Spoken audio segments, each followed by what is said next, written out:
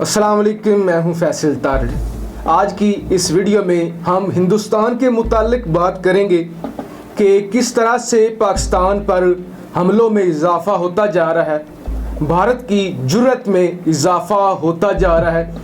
और इसके अलावा मैं आपको बताऊंगा कि हिंदुस्तान की असल में औकात क्या है, ये किस हद तक गिर चुके हैं, ये किस हद तक तबाहाल कौम है और इस मुल्क का क्या हाल हो चुका है, किस तरह से सत्यानाश हो चुका है।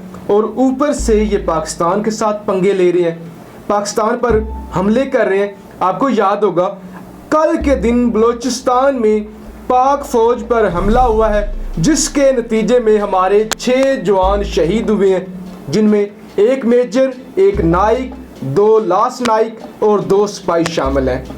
उसके पीछे किसका हाथ था वो भी आपको बताऊंगा, लेकिन सबसे पहले मैं आपको बताता हूं कि भारत की औकात क्या है। असल में ये लोग हैं क्या, ये क्या कर सकते हैं, इनका क्या हाल है, ये किस कदर तबाहाल लोग हैं। और ये पंगेबाजी पाकिस्तान के साथ करते हैं, हमले पाकिस्तान पे करते हैं, अपने जो मुल्क का नक्शा है भारत का उसमें पाकिस्तानी शहरों को शामिल करते हैं। ये किस हद तक इनके हौसलों में इजाफा हो चुका है। लेकिन असल में ये क्या लोग हैं।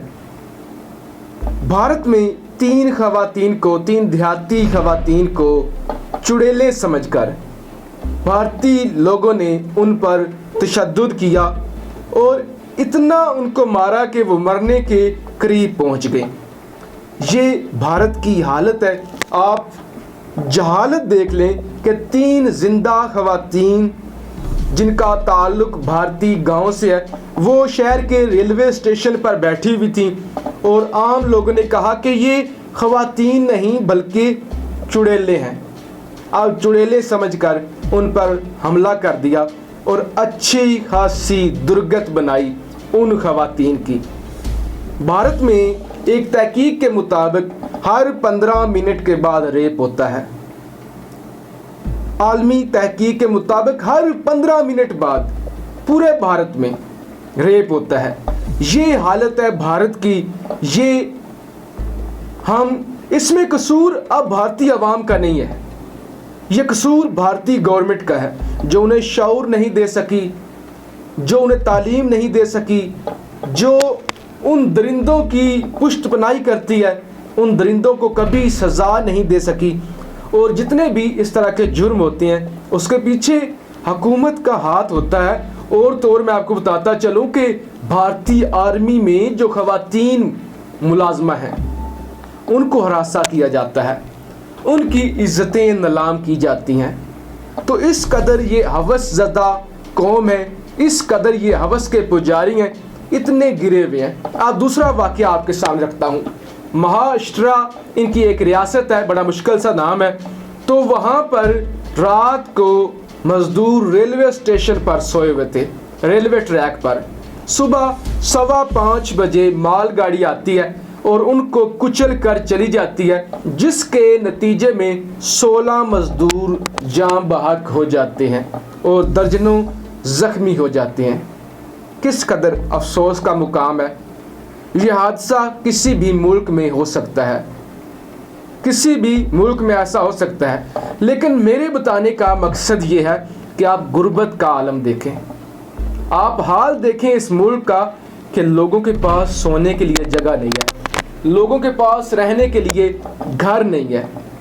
लोग रेलवे स्टेशन पर सोते हैं, रेलवे ट्रैक पर सोते हैं। और रेल आई, 16 को कुचल कर चली गई, दर्जनों जख्मी हो गए। मोदी सरकार ने अफसोस का इजहार किया है, लेकिन उनको क्या अफसोस होना है। 1.25 अरब से ज़ायद आबादी है, किसी को क्या फिक्र हो सकती है।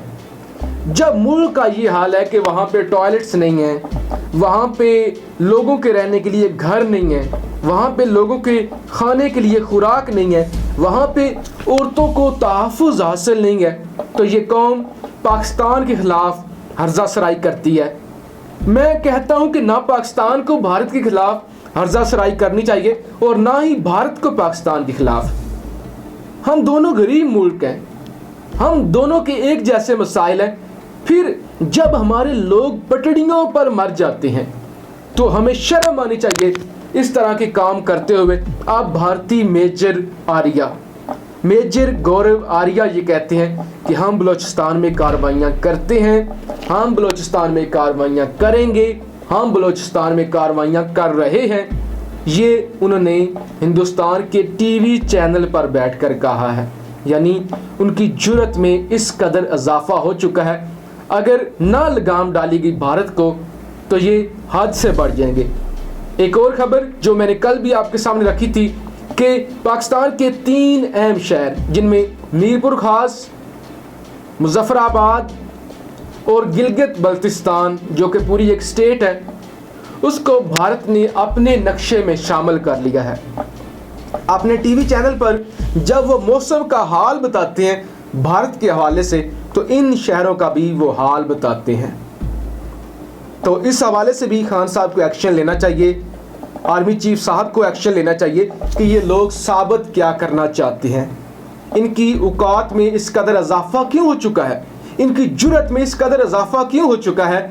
ये किसी दूसरे मुल्क के मामलात में पंगेबाजी करते हैं। लिहाजा इस हवाले से भी बात होनी चाहिए। और इसके अलावा ना सिर्फ ये बातें मैं कह रहा हूँ, ना पाकिस्तान कर रहा है, बल्कि अब अरब मीडिया की भी यही बात है, अरब ममालिक का भी यही मुतालबा है कि भारतीय मीडिया को लगाम डाली जाए। भारतीय जो इस्लामोफोबिया के खिलाफ काम कर रहे हैं, अगर उनको लगाम ना डाली गई तो उनका बहुत बुरा हाल होगा।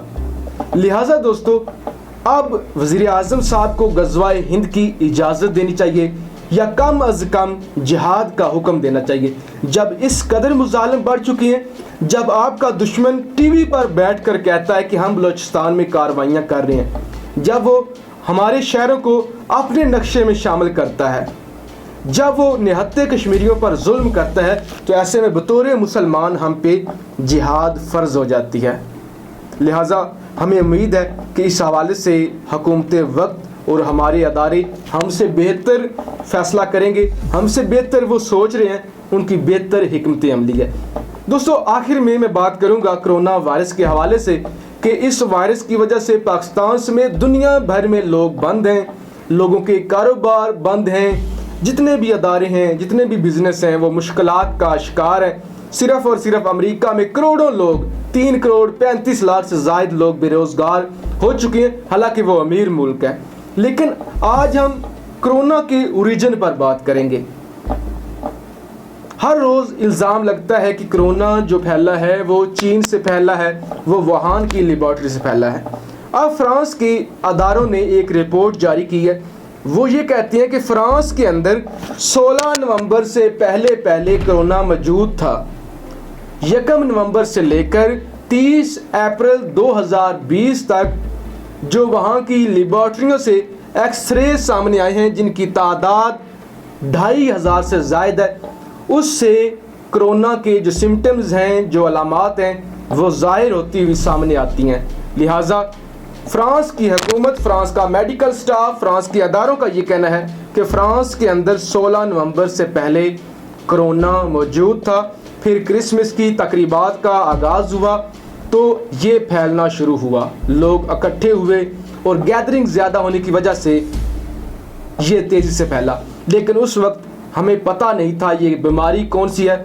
लेकिन जो बाज़ाब्ता ऐलान किया गया, बाज़ाब्ता केस सामने आया, वो 24 जनवरी को फ्रांस के अंदर सामने आया और अब फ्रांस में 1,76,000 केसेस सामने आ चुके हैं और तकरीबन 26,000 अफराद लुकमा अजल बन चुके हैं।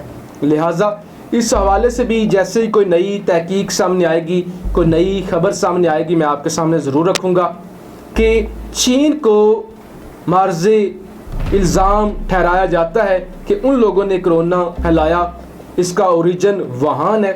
लेकिन अब जब फ्रांस से, चीन से भी पहले, चीन में जो पहला केस सामने आया था वो 31 दिसंबर को आया था और 31 दिसंबर को चीनी हुकूमत ने ऐलान किया था कि हम लॉकडाउन करने जा रहे हैं, हमारे मुल्क में अजीबो-गरीब तरह की बीमारी फैल चुकी है। लेकिन ये तो बहुत पहले की बात है कि जब फ्रांस में पहला केस सामने आ चुका था। लिहाजा इस हवाले से भी हमें सोचना चाहिए और सबसे पहले हमें अब भारत को ठिकाने लगाना है, भारत को सबक सिखाना है। अगर हम इसी तरह से खामोश बैठे रहे तो भारत हमारी खामोशी से नाजायज़ फ़ायदा उठाएगा। पाकिस्तान जिंदाबाद।